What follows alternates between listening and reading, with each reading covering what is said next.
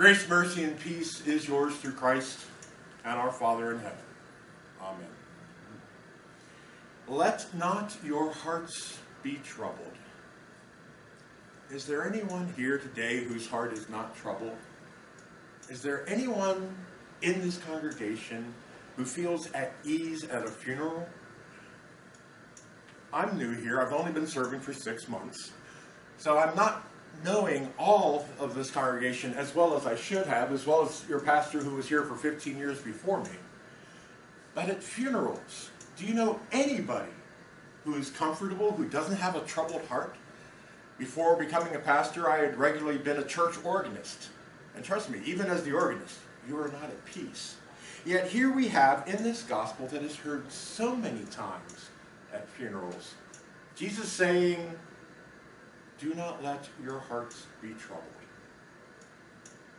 And I ask myself, do I want Jesus at a funeral with me? This is somebody who does not play well with what you expect to hear at funerals. When I was in seminary, when taking a preaching course, I even had a book saying what not to say. And this will probably be one of them. Things you don't say to someone who's grieving. Things you don't say in a funeral. Things you don't tell someone who has lost a loved one. Don't tell them, I know how you're feeling. Don't tell them, oh, you must be feeling this. Don't tell someone who's grieving how they ought to behave or feel or grieve. Grief is something we as Americans will never be comfortable with, but at least we have the right to grieve as we grieve. Not to follow someone else's agenda, not to follow the way society says. Yes, it's great that we have the 5 stages of grief.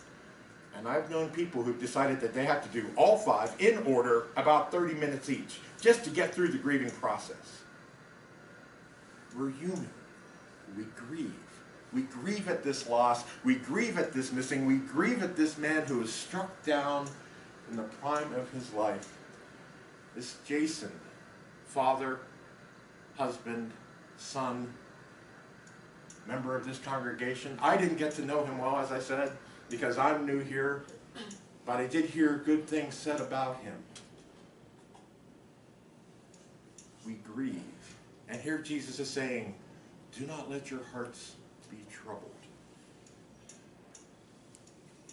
Well, what do we do instead of letting our hearts be troubled? We worry, we fear, we fight, we deny.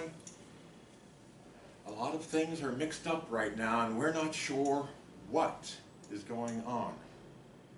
We know he's dead. We know we will go into his grave. But we don't know what is going on. But Jesus says, do not let your heart be troubled. Could it be that Jesus knows what's going on? When he says this in the Gospel of John, he says this on his way to Gethsemane, on his way to Calvary, on his way to die, bearing the sins of the world. He's telling his disciples before he goes, look, it's okay. This is what's going to happen. And in the meantime, it will be okay. Jesus knew he would be betrayed. Jesus knew he would die on the cross.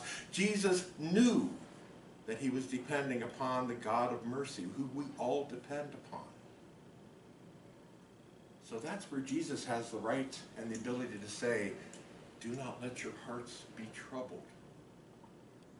He also says, I am the way, the truth, and the life.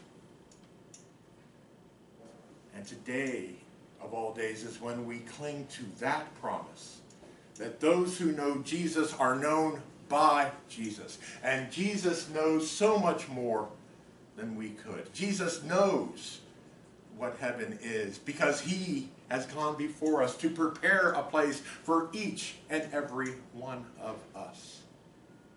Jesus knows, so Jesus can say, do not let your hearts be troubled. Jesus can say, today you will be with me in paradise. Jesus says, you are a beloved child of God for whom I died, and who has replaced your life with my life, death, and resurrection. The promise of Jesus that we are clinging to, that we are holding on to so dear, that we need in our lives so that we can wake up tomorrow and the next day and the next day and go through what we need to go through and sort through the things that we need to sort through. For Jesus knows us and loves us and tells us, because he knows, do not let your hearts be troubled. Believe in me, believe in the Father also.